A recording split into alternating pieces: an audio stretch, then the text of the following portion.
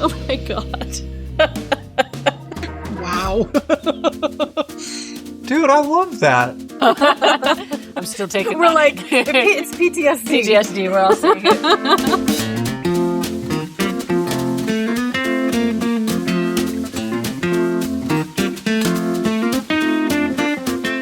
We're going to show you a series of videos, all from TikTok. Some of them you might have already seen. It's okay. Some are funny, some are silly, some are cool things. They're all bookish. So whenever you're ready, you can go ahead and. All right. Okay. Well, let's do this. Yep, that's not right. Let's just give her a little shake. Oh, Yeah, that's how I do this. it. Yeah, that makes more But then sense. how do they put it back when you're having a really good day? Yeah, that's how I'm feeling. Yeah, that makes more sense. That kind of day, yeah. That makes sense. Yeah. Let's just give her a little shake. Yeah, that's how I'm feeling. But it would be really fun to put them back up there. To reshelve them. I He's hate just leaving it like that. He just left it. Oh. No. The glass must remove so he can like put them back. Oh yeah, it definitely has to. And no, that's accurate. Yeah. There are days where, eventually the bookshelf has been really shook up. Yeah.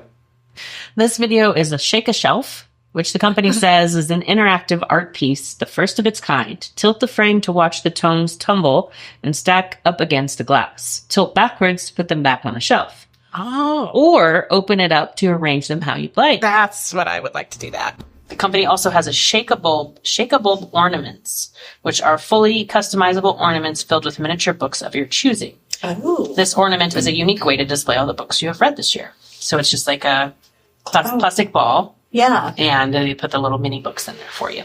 Oh my gosh. I liked he was using it as a mood indicator, right? Yeah. Right. Yeah. I Right. used to have laminated picture book covers that were my status for the day. Like there's a picture book called Mad Mad Bear. Oh, And nice. and there was another one that was like some animal on vacation. I can't remember what it was, chicken on vacation or That's something. a cute idea. Yeah. To use book covers as your Yeah. like, don't bother me kind of. Grumpy Monkey. Grumpy Monkey Nice. works well. Yeah. Everybody has that one thing in their house that everybody thinks is so cool. Okay. They Could do? be a hidden cabinet, little movie room, gadget, but ours is this. Oh, yeah. I've seen those before. Oh, the shelves move. Yeah, is this actually like the public part of it? It could fail. It's still like a stop safe from in there. Yeah. You could commit crimes in there. But it does make extra sense. That sounds like the beginning of like I feel like I've seen that in a CSI movie or episode. something. Yeah, I feel like I've seen that. Yeah, so this was made by Canterbury Christ Church University in England, and it features their academic library and its moving bookshelves. And they do have sensors. Good. So that, people shouldn't get stuck in there. Do you think these would be worth it here at SALD? Personally, no. Yeah, no, I don't. You know, it'd be really cool. if it People was will get like, squished in there. yeah, You've got sensors. but They'd find a yeah.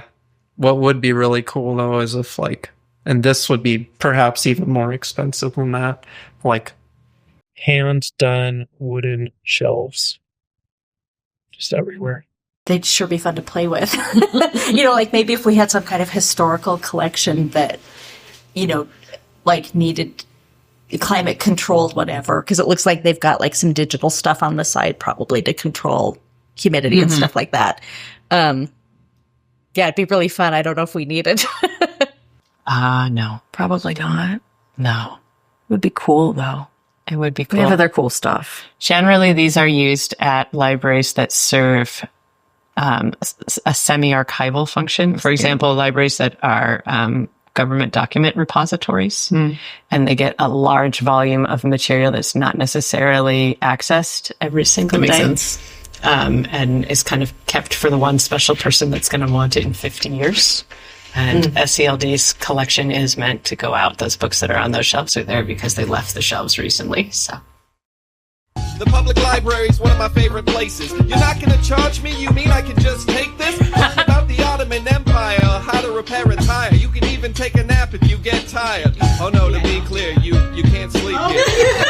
But this place is still pretty great. I can use Wi-Fi next to some guy named Jake. Log on to MySpace to play RuneScape. They got AC, a place to pee, even electricity. If this place ain't the best, well, you could have fooled me.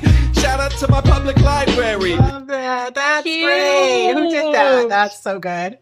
Dude, I love that. Yeah, no, it's true. Like it's a very comfortable place to be. It's a place that you can just hang out in. So, yeah. That was made by Joliet Public Library in Illinois, but the song was created by a musical artist called Playboy Man Baby. Oh, That good artist's name. Good choice. Playboy Man Baby. That's my kind of rap. So true. Love it.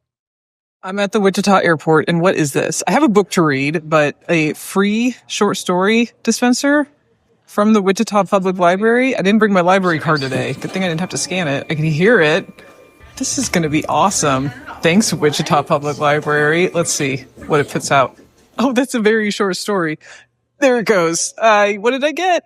The Cactus by O. Henry. I can't wait to read this on the plane. Thanks. Cute. Oh no, I thought it was going to be book. Well, I mean, they're at the airport. I know. I would need a magnifying glass to read that. People overlook short stories. Short story collections don't circ very well at our library. And they're really great, especially as bedtime reads. They're just about the right length before you fall asleep. Made by TikTok user Kim Engineers, who was at the Wichita airport. It found a free short story dispenser provided by Wichita Public Library. These dispensers are found all over the world, including some in Seattle. Really? Yeah. I did not know that. Yeah. Very cool. It should be like doctor's offices or Laundromats for laundromat. sure. Laundromat. Yeah, that'd be cool. Yeah, I think I can tell that it's stuff that's in the public domain, right? Oh, Henry's. Oh, old. for sure. Yeah, Yeah. that makes sense. Yeah, so you won't find a James Patterson probably short story on there, but has he written a short story? I have no idea. Splash water, drip, splash, splash, drip water, splash, splash, drip water. Wow.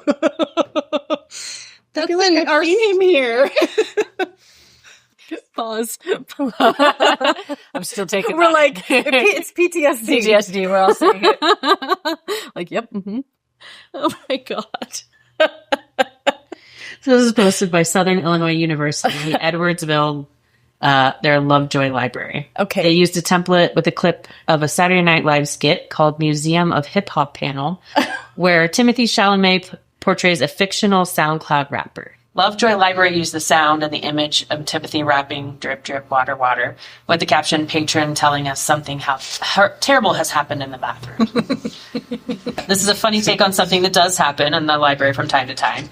Have you ever experienced any similar events during your time working at the library? Oh gosh, yes. Yeah, Absolutely. numerous. I think anybody who's worked Yeah, circulation has. Yeah, Or just in general has worked like on the public facing side. yeah.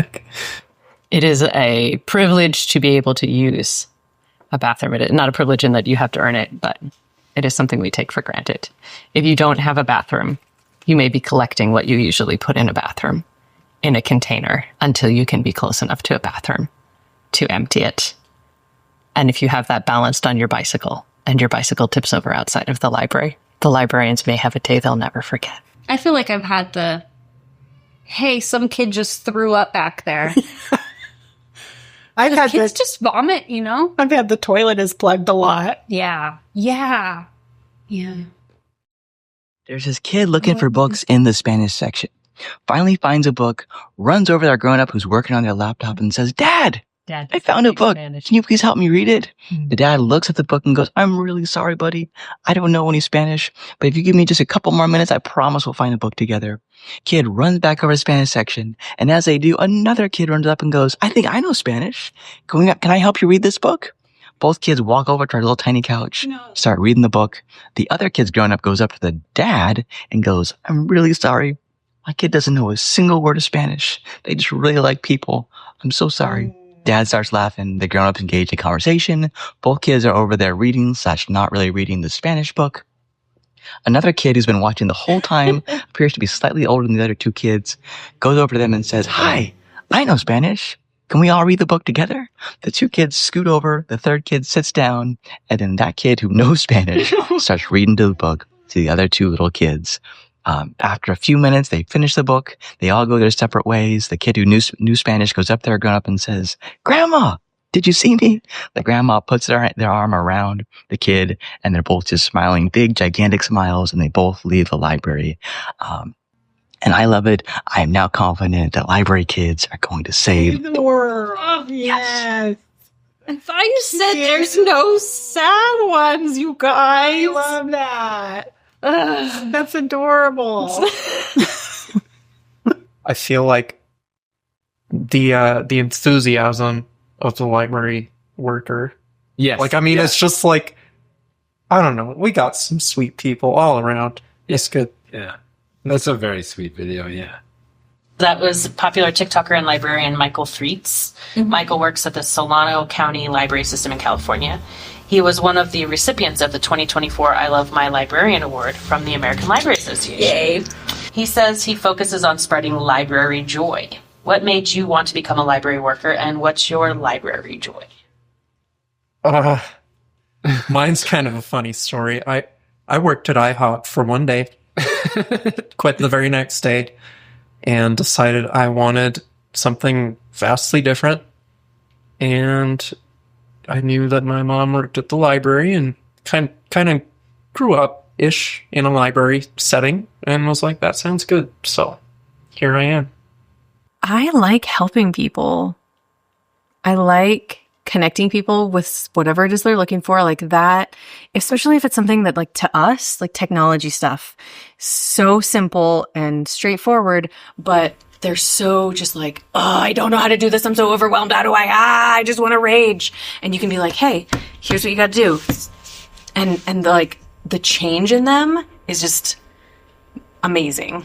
Honestly, I think for me, it goes back to my dad taking me to the library when I was 3. And I grew up in Moscow, Idaho, and my dad would get home from work early on Fridays. He was a plumber, and he would put me on his motorcycle and put his helmet on me, and we would go to the library. And like, he often was going to look at plumbing code books, and he'd take me to the kids section, and that was just like our Friday thing. And I think that that's a big part of why I wanted to go into this field. And like all of my careers have had to do with books or reading in some way. Like, I was a bookseller for a while, and then I worked at a news weekly, and now I'm here. So like, stories are huge, but I think that bonding with my dad is a big part of kind of like what set the stage for that.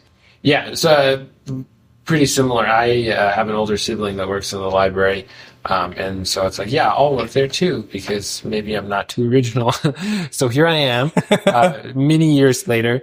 But the thing that it does, and maybe it's cheesy, but the thing that really does, I love the most about my job is interacting. We have a lot of really good interactions with customers. Mm-hmm. There are ones that aren't the best, but there's a lot of really good ones. And just chatting with people, and sometimes you haven't even said something that's really that substantial in the content of it, but you know that they walk away and that you've made their day a little bit better, which is a great feeling. And that's the number one joy of this job. I love what I see in here, which is when strangers become community at the library, and that does happen here. Mm-hmm. Yeah, the little girl who was struck up a conversation with the elderly gentleman. What are you printing? Oh, I'm printing information for veterans. I'm printing Sisu coloring pages. You should try them sometime. I just wanted to be surrounded by books. Like, books everywhere. Like, the smell of them. Yeah. It was the books for me. Well, but I did love, when I used to do story time, I did love with the kids because they're so excited. Mm-hmm. But mostly I just wanted to do something that involved books.